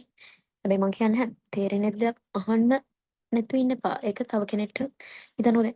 නොකිය ඉන්නවා කෙනෙක් එයාටත් ඒ පාඩම තේරෙන්නේ නැහැ. හැබැයි ඔයා එක්කෙනෙක් කතා කරලා කිව්ව සෙන්ස් මට මේ පාඩම තේරෙන්නේ නැහැ කියලා ආයේ පාඩම ටිකක් කියලා දුන්නා. එනකොට මටත් වෙලාවට මෙයා කියලා දුන්නේ සෙන්සේ. මටත් මේක තේරෙන්නේ නැතුව හිටියේ. නේ? එහෙම හිතනවානේ. ඒ හින්දා පුතේ මොනවා හරි ප්‍රශ්නයක් ගැටලුවක් තියෙනවා නම් අනිවාර්යෙන්ම අහන්න. කාටවත් ප්‍රශ්න නැහැ වගේ chat box එකට නීක් සද්දයක් නැහැ කවුරුත්. ප්‍රශ්න නැද්ද? හයි. ඒ කියන්නේ ඔයාලා හොය මං හිතනවා ඔයාලා හොඳට හොයලා බලලා එහෙම ඇති මේ වෙද්දි ලැන්වේජ් ගැන. ඒ හින්දා වෙන්න ඇති මේ ප්‍රශ්න නැත්තේ. එහෙනම් ගොඩාක් හොඳයි මට උගන්නන්න ගොඩාක් ලේසි. අනිත් එක තමයි දැනට නම් මෙතන ඉන්නවා මමයි ඉන්ස්ටිටියුට් ඇරෙන්න ළමයි 10ක් ඉන්නවා. එතකොට 10 දෙනෙක් මේ දෙන්නෙක් හිටියත් ක්ලාස් එක කරනවා. ඒ හින්දා ඒ ගැන අවධානයෙන් තියන්න හිතන්න එපා. අපෝ ළමයි දෙන්න ඉන්නේ මෙතන 10කම 10යි ඉන්නේ. වැඩ නැහැ ක්ලාස් එක අපි එන්න බෑ. එහෙම හිතන්න එපා. 10ක් හිටියත් එක්කෙනෙක් හිටියත් ලැන්ග්වේජ් ඉගෙන ගන්න උවමනාව තියෙනවා නම් අනිවාර්යෙන් එයාට කියලා දෙනවා. හරි. ඊළඟට ශුකුදයි. ගෙදර වැඩ. ගෙදර වැඩ කරන්න ඕනේ. ගෙදර වැඩ දෙනවා. දැන් සතියක් නෙමෙයි. සාමාන්‍ය වලට දවස් දෙකක වගේ ගැප් එකක් තියෙන දවසක හෝ දවස් දෙකක ගැප් එකක් ක්ලාස් එක තියෙන. එතකොට ඒ ගැප් එක තියෙනකොට ඒ දවස් දෙකේ ඉතින් ඔයාලා ලැන්ග්වේජ් ඉගෙන ගන්නේ දැන් දැන් ක්ලාස් එක තිබ්බා 9:00ට ඉවරයි. පැය භාගයක් කරන් ගෙදර වැඩ කරන්න. ගෙදර වැඩ ටික කළා එවන්න ඔය ඉඳගෙන ඉන්න විදිහටම තව පැය භාගයක් වැඩිපුර අරගෙන අර දුන්න ගෙදර වැඩ ටික කළා එවන්න. ඒතර මට පුළුවන් ඒකේ තියෙන කරෙක්ෂන් මොනවද තියෙන වැරදි හරි වැරදි මොනවද කියලා බලලා ඔයාලට කියලා දෙන්න. හරි. ඒ හින්දා ඒවා ඔළුවේ තියාගන්න. කොච්චර ක්ලාස් වල කිව්වත් ගෙදර වැඩ එවන්න වෙලාවට නම් කියලා මොනවද ක්ලාස් එක වෙලාවට අනලා ඇයිවත් හෝම්වර්ක් එව්වේ නැත්තේ කියලා අහන්න වෙන අවස්ථා තියෙනවා. එහෙනම් ඒ තත්ත්වෙට වැටෙන්න එපා. හරි. ඔයාලා එදාට ක්ලාස් ආවම ක්ලාස් එක චුට්ටක් ඉවරනාට පස්සේ තව පැය භාගයක් ඉඳගෙන අර ගෙදර වැටි කරන්න. හරි. එතකොට ඔයාලට තේරුනේ නැද්ද තිබ්බොත් ඊළඟ දවසේ අහන්න. හරි. එහෙම ඉගෙන ගන්න. මං කියන්නේ මගේ මතය සහ මම ඔයාලා වගේම මමත් ඕලෙවල් වලින් ඉඳන් ජපන් කරපු කෙනෙක්. එතකොට මම ඔන්ලයින් ඉගෙනගෙන තියෙනවා. එතකොට ෆිසිකල් ඉගෙනගෙන තියෙනවා. ඒ ඉගෙන ගද්දි මට ආපු ප්‍රශ්න හරි තමා මම මෙතන ගොඩක් ළමයි ඉන්නේ අහන්න ඕනෙකම තියෙනවා අහන්න නෑ ලැජ්ජයි. හරිද? එහෙම ලැජ්ජ වෙන්න එපා. ඉන්නේ අඳුරන්නේ නැති වුණත් ඉන්නේ ඔයාගේ මට්ටමෙම ළමයි ඉන්නේ. එතකොට කවුරුත් ලැජ්ජ වෙන්න එපා. කතා කරලා අහන්න. මොකද එක්සෑම් එක ලියන්නේ ඔයා. හරි. එතකොට ඒ එක්සෑම් එක ලියන්න ඔයා ෆේල් වුණොත් පාස් වුණොත් ඒක ඔයයි බලා ගන්න ඕනේ කවුරුත් එන්නේ නැහැ. හරි. ඒ හින්දා ලැජ්ජ වෙන්න එපා අහන්න. හරි. ඊළඟට විභාගෙදී ඔයාලා ලැන්ග්වේජ් ඉගෙන ගද්දී දැන් මම කො නැට් එක්සෑම් එක ශිෂ්‍ය වීසා යෙදුම් කරනගෙන ඉන්න නැට් එක්සෑම් එක හොඳයි මොකද මාසෙන් මාසෙට තියෙන හින්දා. ඒතර විභාගෙදී නැට් විභාගෙදී නම් ඔයාලා සාමාන්‍යයෙන් ලකුණු 180න් 80ක් ගන්න ඕනේ. ඔන්න ඔයාලට 100ක් මත ඇරලා දීලා ගන්න තියෙන ලකුණු 80ක ලකුණු ප්‍රමාණය තමයි ගන්න තියෙන්නේ. ඒ කියන්නේ පේපර් තුනෙන්ම ඔයා ලකුණු 80ක් ගන්න ඕනේ. පේපර්ස් කරද්දි මං කියලා දෙන්නම් කොහොමද ලකුණු බෙදෙන්නේ කියන එක. හරි. එතකොට ලිසනින් එකට නම් පුතේ අනිවාර්යෙන් ලකුණු 19කට වඩා ගන්න ඕනේ. ලිසනින් පේපර් එක වගේ පේපර්ස් වල ලකුණු හැදෙන්නේ මේ විදිහට. ලිසනින් පේපර් එකට ලකුණු 60යි ඉතුරු ලකුණු 120 බෙදෙනවා වොකැබ්ලරි පේපර් එක සහ ග්‍රැමර් පේපර් එකට. භාෂා අවබෝධය ව්‍යාකරණ පේපර් එකට ඔයාට ලකුණු 120ක් හම්බ වෙනවා. සමන් දීමේ ප්‍රශ්න පත්‍රයට ඔයාට ලකුණු 60ක් හම්බ වෙනවා. මේ 60න් අනිවාර්යෙන් ඔයා ලකුණු 19ක් ගන්න ඕනෙමයි. හරි. එතකොට ලකුණු 19ක් ගන්න ඕනේ. අපි කියමුකෝ ඔයාට තියෙනවා 180න් 88ක් තියෙනවා. හරිද? එතකොට 88ක් තියෙනවා කියන ඔයා පාස්. හැබැයි ඔයාට ඇවිත් තියෙන ෆේල් කියලා තමයි තියෙන්නේ. හැබැයි ෆේල් වෙන හේතුව මොකද්ද? ඔයා ලිස්නින් පේපර් එකේ ලකුණු 19ට වඩා අරන් නැහැ. ඔයා වැඩිපුරම ලකුණු අරන් තියන්නේ වොකැබ්ලරි පේපර් එකයි ග්‍රැමර් පේපර් එකනේ. එතකොට ලිස්නින් පේපර් එකේ ලකුණු 19ක් නෑ. ඔයාලට තියෙන ලකුණු 18යි. ඒ පුතේ ලකුණු 180න් 88ක් ගත්තා නෙමෙයි. ඔයා 180න් 120ක් ගත්තත් වැඩක් නැහැ. ඔයාට ලිස්නින් පේපර් එකේ ලකුණු 19ට වඩා නැත්නම් මේක ඔයාට දැම්ම තේරෙන්නේ නැහැ. මම ඔයාට පේපර් එක ගත්තාම කියලා දෙන්නම්. පේපර්ස් කරන්න ගත්තාම ළමයි ඉන්නවා. ළමයි මට හම්බුණා පේපර් ක්ලාස් වලදී සමහර ළමයි එනවා වෙන වෙන ක්ලාස් වලට ගිහිල්ලා පේපර් ක්ලාස් කරන්න එනවා. ඒත් පේපර් ක්ලාස් එකේදී එක ළමෙක් හිටියා තුන් පාරක් එක්සෑම් එක ලියලා. ඒ ළමයා තුන් පාරක් එක්සෑම් එක ලියලා. එතකොට හතරවෙනි පාර මං ගාවට ආවත් පේපර් ක්ලාස් එකට. තුන්වෙනි පාර යාගේ අනේ ලකුණු තියෙනවා 180න් 88ක් තියෙනවා. 88ක් තිබ්බට එයා ෆේල් හේතුව එයාට ලිස්නින් එකට 18යි තිබ්බේ. ඉතින් එක ලකුණෙන් එයාට මිස් වෙලා පේපර් එක. ඒ කියන්නේ 120න් 70ක් තිබ්බා. ඊළඟට 160න් 18යි තිබ්බේ. එතකොට 88ක් තිබ්බට වැඩක් නැහැ. ලිස්නින් එකේ ලකුණු 19ගේ සම්පූර්ණ වෙලා තිබ්බේ නැහැ. ඒ හින්දා ෆේල් වුණා. ඊට අඬන්න ඉතින් කතා කරලා කිව්වා. ඉතින් මට කරන්න දෙයක් නැහැ. ඉතින් මම පුළුවන් විදිහට ආපහු ලිස්නින් එයාගේ අප් කරලා දුන්නා. ඉතින් දැන් ආයි මේ පාර මේ මාසේ කියන්නේ එන මාසේ ඔක්තෝබර් 26 තියෙන විභාගයක්. ඒකට ඒ විභාගය තමයි ආයෙ ලියන්න වෙන්නේ යට. එතකොට ඔය දේවල් ටික තමයි මට ලැන්ග්වේජ් එක ගැන සහ විභාග ගැන කියන්න තියෙන. එතකොට ඔයාලට ආයි ඊළඟ දවසේ ක්ලාස් එක තියෙන දවසට ඔයාලව ඉන්ස්ටිටියුට් එකෙන් දැනුවත් කරයි. එදාට පුතේ ඔයාලා පොත් ලෑස්ති කරගන්න. පැන්සල් පෑන් එහෙට මෙහෙට යන්න බෑ ලෙක්චර් එක වෙලාවට. පුළුවන් තරම් කැමරා එක ඔන් එකේ තියාගන්න try එකක් දෙන්න. හරි මයික් හැම වෙලාවෙම මම කියන්නේ මයික් ඔන් කරගෙන කතා කරන්න කියලා. ප්‍රශ්නයක් අහුවහම මයික් එක ඔන් කරලා කතා කරන්න පුරුදු වෙන්න. හරි ඒ වෙලාවට චුට්ටක් ලොබිරායට කියන්න මම ක්ලාස් එකේ ඉන්නේ තාත්තා මම ක්ලාස් එකේ ඉන්නේ චුට්ටක් කැලේ එපා. මේකේ සද්දඩු කරන්න කියලා පොඩ්ඩක් ඉන්ෆෝම් කරන්න. එතකොට හරි. එතකොට ඔයාලට මයික් එක ඔන් කරන්න පුළුවන් නේ. එතකොට එහෙනම් මාත් එක්ක ඒ විදිහට මම කිව්වා මේක one way class එකක් නෙමෙයි. හරිද? මම ප්‍රශ්න අහලා මම උත්තර දීලා කරන ක්ලාස් එකක් නෙමෙයි පුතේ. හරිද? මම කැමතියි ඔයාලත් එක්ක කතා කරන්න. හරිද? මම ඉතින් නම ලස්සන නම් තියනවනේ ඔයාලට. මේ නම් කිව්වහම එතකොට ෆෝන් වල නම් රීනේම් කරගන්න ඕනේ. iPhone Samsung Zoom user එකේ ඉන්නවා. ඒවා ඔක්කොම රීනේම් කරගන්න ඕනේ. iPhone කිව්වට දන්නේ නැහැනේ කවුද කියලා. iPhone කීයක් මෙතන නැද්ද? Zoom users නේ ඔක්කොම ඉන්නේ. එතකොට නම කිව්වට එහෙම නැහැ. අපි නම කිව්වහම නා අන්මියුට් කරලා කතා කරන්න ඕනේ. හරි දැන් එහෙම කියලා ඊළඟ දවසේ ක්ලාස් එක නැතුව නැගින්න එපා. ඔයාලටම තේරෙනවා ඇති. ඒ කියන්නේ හේතුව කතා කරන්න නැති ඉගෙන ගන්න බැහැනේ නේ ඉස්කෝලේ එකත්. ඉස්කෝලේ එක වගේ නම් ගැටලුවක් නැහැ ලයිව් ඉන්නවා. හදෝ ආයෙ වෙන වැඩ කරනවා කියලා හොයාගන්න පුළුවන් එතකොට. මේකෙදි මන් දන්නේ ඔයාලා කනවද දන්නෙත් නෑ මේ මීටින් එක අස්සේ. නේ? දැන් මම මේ හොගලා නෝට් එක ලියනවා ඔයාලා කනවා. නේ? එහෙම නැත්නම් කොහරි ගමනක් යනවා. නේ? එහෙම අපි දන්නේ නෑනේ අපිට කියන්න බෑ. හරි? එතකොට මේ මොනවාද? මොකද මමත් ඔය හිටපු ගමන් ඔය වගේ වැඩ කරන හින්දා මම ඕවා දන්නේ. හරි ඒ හින්දා ඒ දේවල් කරන්න එපා. හරි දැන් නම් එහෙම කරන්නේ නැහැ. ඉතින් උගන්නද්දි කන්න බොන්න බෑනේ. මේ ඉතින් ක්ලාස් වලට ඉද්දි කරපු දේවල් තමයි. හරි. සෙන්ස් උගන්නනවා මම කනවා. මම කන ගමන් නෝට් එක ලියනවා. නේ? බඩටත් නෑ මට මේ මොලේටත් නෑ. හරි. මේ කන එක හරියට කන්නත් නෑ ඉගෙන ගන්න එක හරියට ඉගෙන ගන්නත් නෑ. එහෙනම් එහෙම කරන්න එපා. දැන් කාලා බීලා වාඩි වෙන මීටින් එක මේ ක්ලාස් එකට.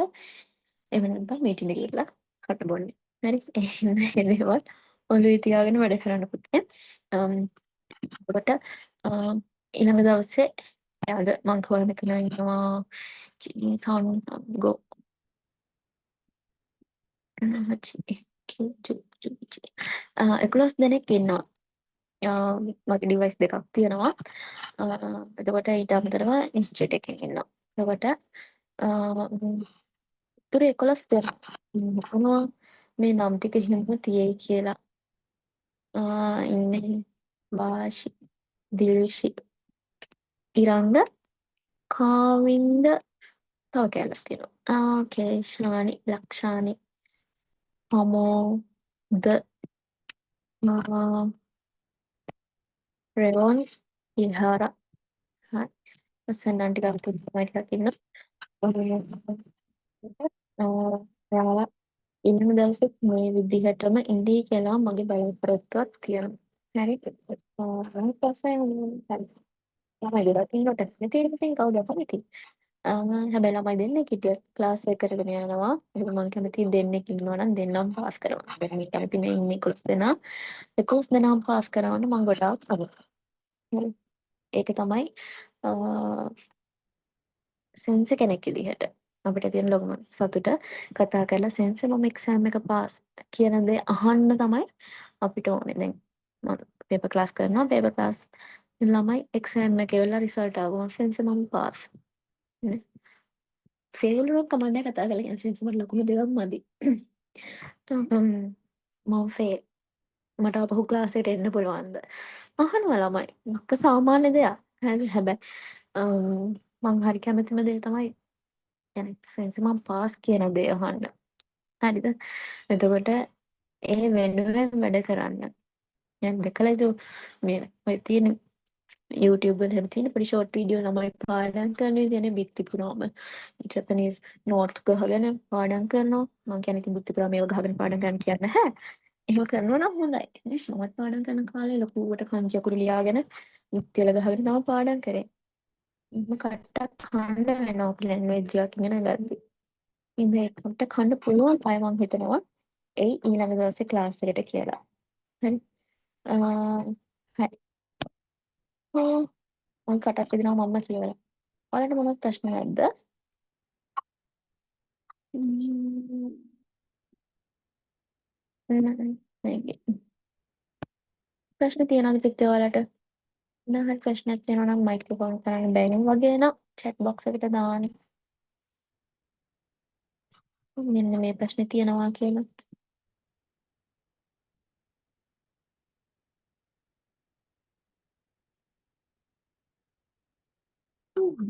ප්‍රශ්න නෑ වගේ. හොඳ ළමයි ටිකක් ඉන්නේ මට ඉන්න.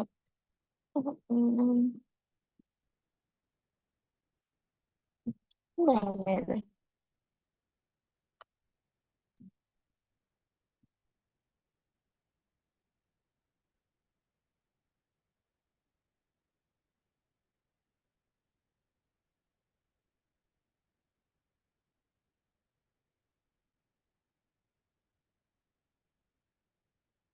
මයි ක්ලාස් තියෙන්නේ කවද්ද සෙන්සේ?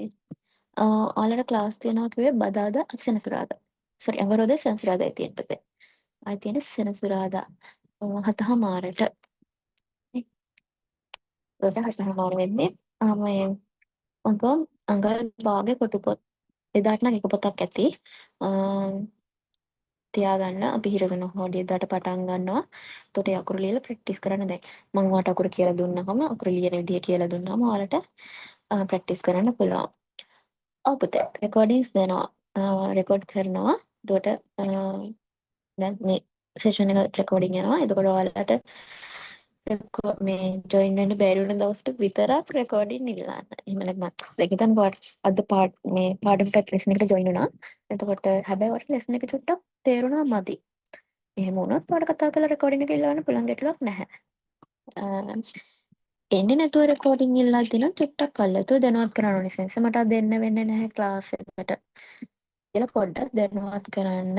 එතකොට රෙකෝඩින් එක දෙනවා. පුළුවන් තරම් එන්න try එකක් දෙන්න. හරි.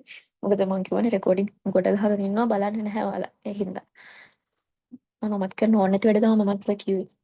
මමත් ගොඩ ගහගෙන ඉන්නවා. අද බලනවා කියලා. මොන මම බැලේ මට බැලෙන්නේ නැහැ. ඒ හින්දා කරන්න එපා. හරි. හරි. මම නම් තියෙන ප්‍රශ්න 7:00 9:00 තමයි ක්ලාස් එකේ ටයිම් එක.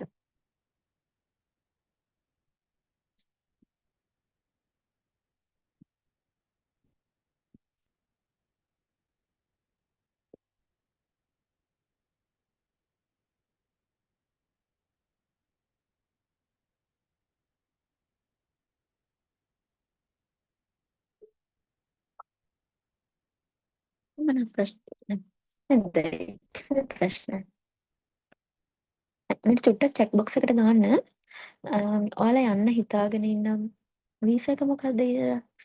ඒ කියන්නේ මම යන්නේ ඉන්නේ ස්ට්‍රැන්ඩ් SW මොකක්ද කියලා චුට්ටක් මට chat box එකට දාන්න. 11 දෙනෙක් ඉන්නවනේ 11 නෙවෙයි 10ක් ඉන්නවා. බලන්න දාන්න මේ එක එක්කෙනා මෙන්න මේ කැටගරි එකකින් යන්න බලාපොරොත්තු වෙන ජපන් කරන්න කියන. ස්ට්‍රැන්ඩ්いいですね. හොඳයි. අනිත් අය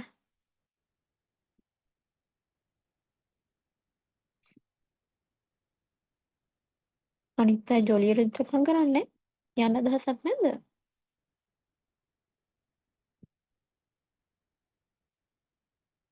SSW හිතාගෙන ඉන්නේ. Student visa student visa. work visa. SSW. එහෙම SSW එහෙම නැත්නම් training visa. බොයි කෙනෙක්නේ බොයි කෙනෙක්ට හොඳයි training visa. වයස වැඩි නම් නේ. නැත්තම් බලන්න ස්ටඩන් වීසා යන්න එහෙම කියන්නේ ස්ටඩන් වීසා අපි කියන්නේ පොඩ වියදම වැඩිනේ නේ. SSW වීසා වලට සාපේක්ෂව වියදම වැඩි. ඒකට ඉතින් කැමති ගොඩක් අය SSW හරි training visa හරි යන්න. එතකොට ස්ටඩන් වීසා ඉන්නවා SSW වීසා ඉන්නවා work visa ඉන්නවා.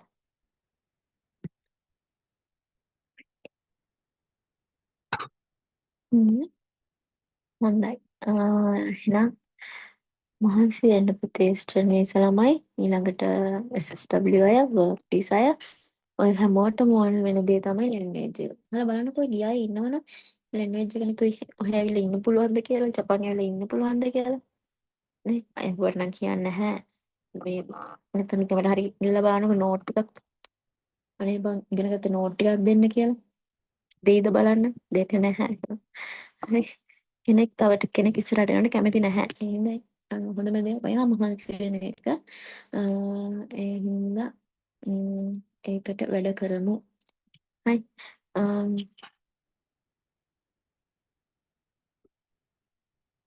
අරිගතෝ දෝම අරිගතෝ ගොසයිමස්. සච්චි. අරිගතෝ එන්න. මම චුට්ටක් අද කියාගෙන ගියා මේක වැඩි දන්නේ නැහැ. කමන්න මොනවා හරි ප්‍රශ්න තිබ්බොත් අහන්නකෝ. ඒ කියන්නේ ඕනම දෙයක්. ඉගෙන ගන්න දේ පැත්තෙන් හරි ඔය වීසා එකක් ඇප්ලයි කරද්දී හරි මොනවා හරි ගැටලුවක් આવොත් අහන්න නේ.はい皆様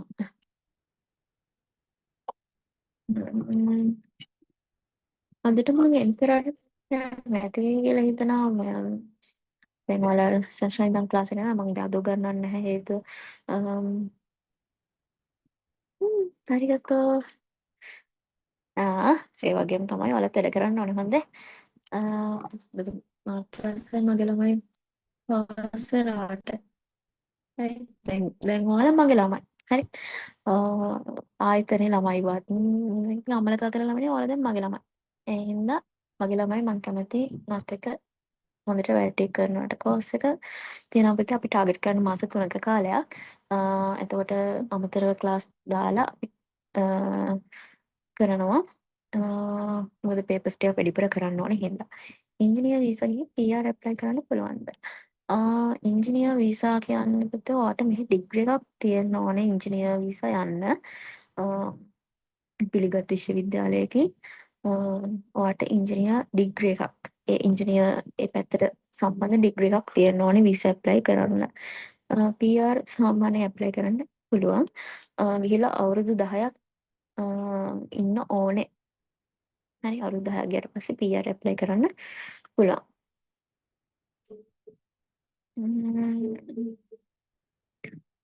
SSW වලට PR ඇප්ලයි කරන්න පුළුවන් අවුරුදු 10කින්. ස්ටුඩන්ට් වීසා ළමයින්ට ඇප්ලයි කරන්න පුළුවන්.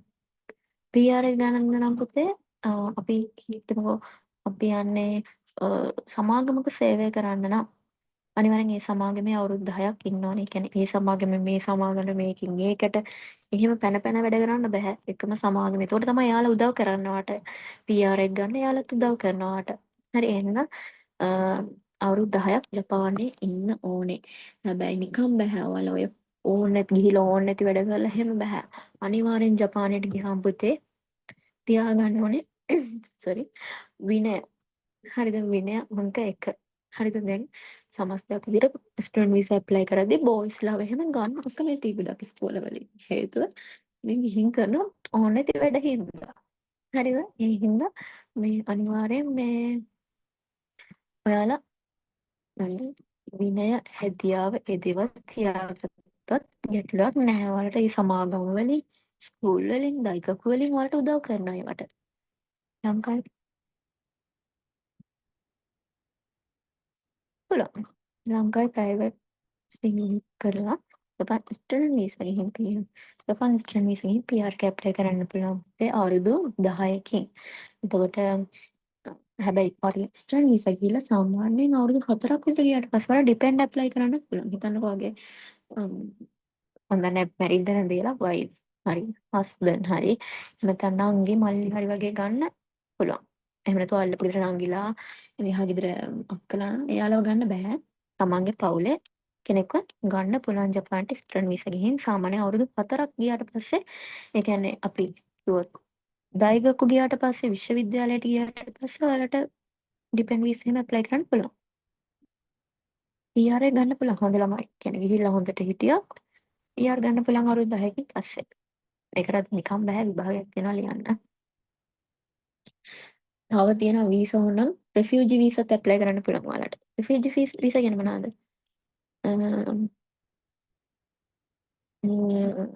සරණාගත වීසා කොහොදත් ඇප්ලයි කරන්න හිතන්න එපා. ඔය නීති පැත්ත වැඩි. ඉතින් සරණාගතෙක් විදිහට යන නම් මේ රටේ ආරක්ෂාවක් නැහැ කියලා ඔප්පු කරන්න ඕනේ. කතන්දර ගොඩයි. හරි. අර වීසා එහෙම වීසා එකක් තියනවා කියලා කිව්වේ. මිෂන් ඉන්නේ තමාගේ සහෝදරයන් නම් මොනවද? ඩිපෙන්ඩ් වෙලා එක්සෑම් එක කරලා යන තරමට හොඳයි. ඒක නෙවෙයි. මේ කියන්නේ මං ගන්න එක්සෑම් එක කරන්න කියලා කියන්නේ එක්සෑම් එක කරන්න ඕනේ. දැන් මොකද එයාව අරගෙන නිකන් තියන්න බෑනේ. එයා එක්කෝ ජොබ් එකකට යන්න ඕනේ. ඉහලා ඔයා ගාව තියාගන්න නෙමෙයිනේ. එයාව ආවම එයාට ජොබ් එකක් කරන්න ඕනේ. එහෙම නැත්නම් ස්කූල් ඇප්ලයි කරන්න ඕනේ. ඒ වගේ දේවල් කරන්න ඕනේ. ඉතින් එයා එක්සෑම් එක පාස් වෙලා යන්න ඕනේ. ගෙන්න ගන්න වගේ නම් ඉතින් එක්සෑම් එක ඕනේ නැහැ. ඩිපෙන්ඩ් ඇප්ලයි කරන්න පුළුවන්. අර යන කෙනාට වාසියක් විදිහට තමයි මේ එක්සෑම් එක කරන්න කියන්නේ.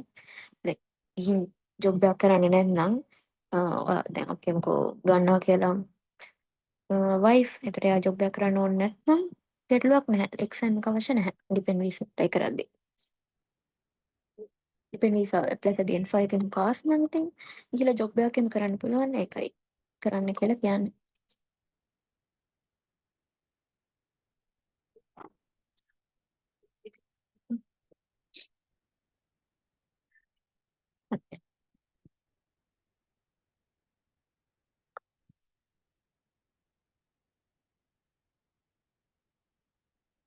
N5 එක ඇති.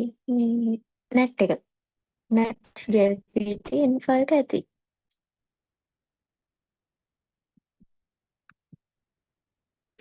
නැට් එක ලියන්න කියන්න හේතුව මේ අර යකම් නැට් එක ලියන්න කියන්න හේතුව අර මාසෙන් මාසෙට තියෙනවානේ. එතකොට මේ මාසෙක ෆේල් වුණොත් ඊළඟ මාසෙක දාන්න පුළුවන්. JLPT එක ලියන එක හොඳයි ඕනෙම තැනක පිළිගන්නවා.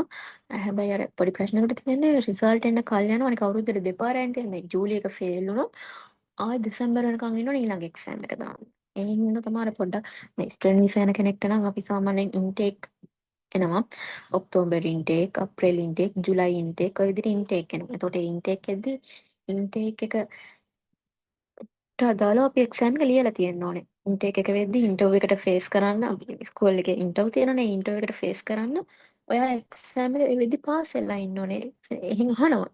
ඔයා කවද්ද එක්සෑම් එක ලිව්වේ? ඒ විදිහට නෑ නෑ නෑ නෑ නෑ. දෙමව්පියෝ නැද්දී යාලා මේ එක්සෑම් කරන්න ඕනේ නෑ පුතේ. එහෙනම් එක්සෑම් කරන්න අවශ්‍යතාවය නෑ. ඩිපෙන්ඩ් විසා ඇප්ලයි කරද්දී ජොබ් එකක් එහෙකින් කරන්නේ නැත්නම් එක්සෑම් එක කරන්න අවශ්‍යතාවයක් නැහැ. අර ගිහින් නිකන් ඉන්න ගෙදර ඔයා ගාව ඉන්න විතරක් යනවා කෙනෙක්ට ගැටලුවක් නැහැ. එක්සෑම් අවශ්‍ය නැහැ. දැන් අපි කියමුකෝ දැන් නංගි හරි මල්ලි හරි ඉතින් යාලා ඔයාගෙන් කකා බිබී ඉන්න බෑනේ නැත්නම් කතාව වියදම් වැඩිනේ නේ කෑම බීම වලින් ගොඩක් වියදම් යනවා. හරි ඒ හින්දා එතකොට එයාත් ජොබ් එකක් කරනවා නේ ඒකට ලේසියිනේ. ඔව්. අවුරුදු 4 ගන්න බැහැ අවුරුදු 4ක් ඉන්න ඕනේ මොකද අපිට දැන් අපි ස්කූල් එකේදී අපිට මේ ඩිපෙන්ඩ් වීසා ඇප්ලයි කරන්න බෑ. දායකකු ගියාට පස්සේ තමයි මේ ඩිපෙන්ඩ් වීසා ඇප්ලයි කරන්න පුළුවන්.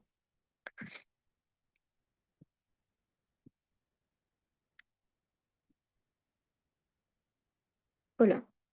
ඉංජිනේරින් වීසා වලට පාර්ට් ටයිම් පුළුවන්. පාර්ට් ටයිම් බැරි SSW වලටයි sorry SSW නෙමෙයි. ට්‍රේනින් වීසා වලට. නැසන් මන්ගේට ගැටලුවක් නැහැ.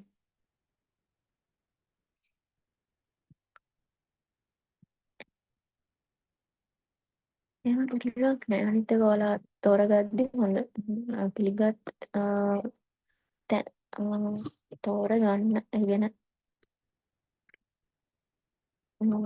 මේ ආයතනයේ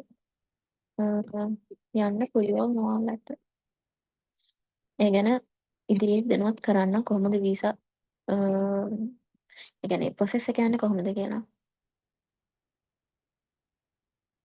නෑ පුතේ යනක හැමෝම යන්නේ සාමාන්‍යයෙන් ස්ටඩි වීසා යන ගොඩාක් ළමයි යන්නේ ලෝන් ඇප්ලයි කරලා ලෝන් එක ගෙවන්න පුළුවන්ද බැරිද කියලා තීරණය වෙන්න පුතේ ඔයාගේ මහන්සිය මත.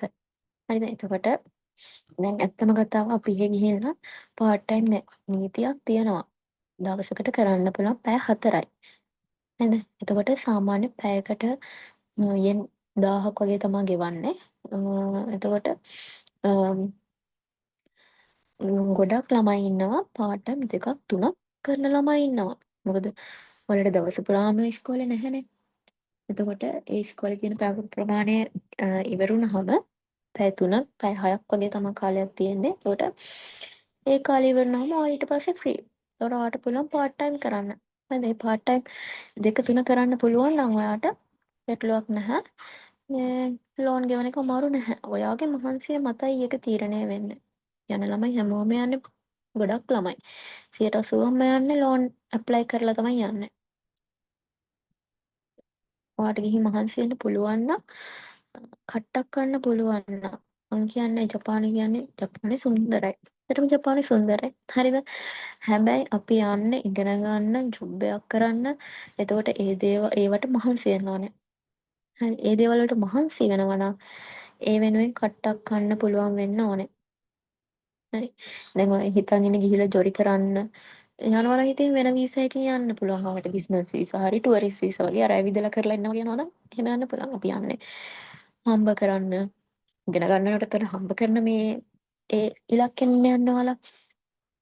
එතකොට එහෙනම් ඉතින් ඒකට මහන්සි වෙන්න ඕනේ. දැන් එම ගන්න BOC ගන්න පුළුවන්. දැන් නම් සමස බැංකුව වලිනුත් දෙනවා. BOC ලෝන් ඇප්ලයි කරලා ගන්න පුළුවන්. HNB දෙනවා. නොම ගන්න පීපල්ස් එකනුත් දෙනවා මං හිතන්නේ ඒක චුට්ටක් හොයලා බලන්න ඕනේ. එන් 1000ක ගාණක් තමයි දැනට නම් එහෙ දෙන්න කියලා කියන්නේ. මමත් හොයලා බලද්දි ගියපු ළමයින්ගෙන් මහද්ද කිව්වේ එන් 1000ක් එයාලට හම්බ වෙනවා. ඒ කියන්නේ ලංකාවේ මුදලින් නම් සාමාන්‍ය රුපියල් 2000ක් වගේ මුදල තමයි පැයකට වෙන්නේ. කියන්නේ සාමාන්‍යයෙන් අපි එහෙ යෙන් එකක් කියන්නේ මෙහෙ ලංකාවේ මුදල් රුපියල් 2ක් වගේනේ. ඔව් පුළුවන් ගන්න පුළුවන්. ලක්ෂ 20ක් විතර ගන්න පුළුවන් ගැටලුවක් නැහැ. මේකෙන් ඇප්ලයි කරාම දෙනවා. සාමාන්‍ය ලක්ෂ 20ක් විතර ඉතින් ඔයාලගේ ස්කූල් ෆී එක තමයි ලක්ෂ 20ක් විතර යන්නේ. අවුරුද්දක ස්කූල් ෆී එක පේමන්ට් එක කරලානේ යන්නේ මෙහෙ. අවුරුද්දක ස්කූල් ෆී එකයි මාස 6ක අකමඩේෂන් වලට කියන්නේ නැවතිලා ඉන්න තැනට පේමන්ට් එක කරලා යන්නේ මාස 6ක. ඒකට ගිහිල්ලා ඔයාලා ගියා ලැන්වේජ් එක හොඳයි කියනවා ගියාම ටක් ගාලා පාර්ට් ටයිම් එකක් හොයාගත්තත් පුතේ ඔයාලට ඉතුරු ඒවට ස්කූල් ෆී එක අවුරුද්දකින් පස්සේනේ ගෙවන්න තියෙන්නේ. ඊට පස්සේ මාස 6ක ඇකමඩේෂන් වලට එහෙම ඔයාලට හොයාගන්න පුළුවන් එහෙ. සුරංගනා ලෝකමවල යවන්න බෑ. මොකද ලයිසන්ස් එක කිව්වේ නම් මේ මෙහෙම අම්මෝ සෙන්සර් කියලා එහෙම ඉන්නට මටත් එක ශාප කරනවා ගිහලා ඔයාලා. මේ ඒ හින්දා මතක තියාගන්න කට්ටක් කන්න බලාගෙන යන්න මේ ජපාන්. ඒක පටන් ගන්න. ලැන්ග්වේජ් ඉගෙන ගද්දි මේ කට්ට කන්න පුරුදු වෙන්න. හරි. මහන්සි වෙන්න. ඩික්ෂනරි එක පාවිච්චි කරන ඩික්ෂනරි නම් ගන්නත් තියෙනවා. එහෙම නැත්නම් ෆෝන් එකේ ඇප් එහෙම තියෙන දාගෙන ප්‍රැක්ටිස් කරන්න. හරි. හොයන්න දන්නේ නැති වචන තියෙනවා නම් හොයන්න. හරි. එතකොට මට මූලිකවම ওই දේවල් ටික තමයි කියලා දෙන්න ඕනේ නේ. තව මොනවා හරි ප්‍රශ්න තිබ්බොත් ඔයාලා ගෲප් එකක් තියෙනවා මමත් ඒකට ඇඩ් වෙන්න. එතකොට මට නැත්නම්මත් ඇඩ් වෙන්න ඕනේ. මොකද ඔයාලගේ මේ සුපුදාය බලන්න, ගෙදර වැඩ බලන්න, ඔයාලට ගෙදර වැඩ දුන්නා මේවා කරලා කියලා බලන්න. ඒ හින්දා අනිවාර්යෙන් මම ඇඩ් වෙනවා ඒකට. හරි. එතකොට මොනවා හරි ප්‍රශ්නයක් තිබ්බත් අහන්න. හරි. හරි. එහෙනම් අන්තිට මම නවත්තන්න පුතේ. එතකොට ආයෙ තියෙන්නේ සෙනසුරාදා 7:00ට ජොයින් වෙන්න. ටයිම් එක මතක තියාගන්න. පොත් ටික ළඟ තියාගන්න. අ, ප්‍රශ්න ගොඩාක් තිබ්බ කට්ටියට. අරිගතෝ. හරි. හරි මිනිත් සමහන. අන්තිට මම නවත්තනවා. එහෙනම් සයනරා මතයි මශෝ අය හම්බෙමු සෙනසුරාදා 7:00ට. හරි. එතම. හරි. good night. අරිගතෝ සයනස් වටම.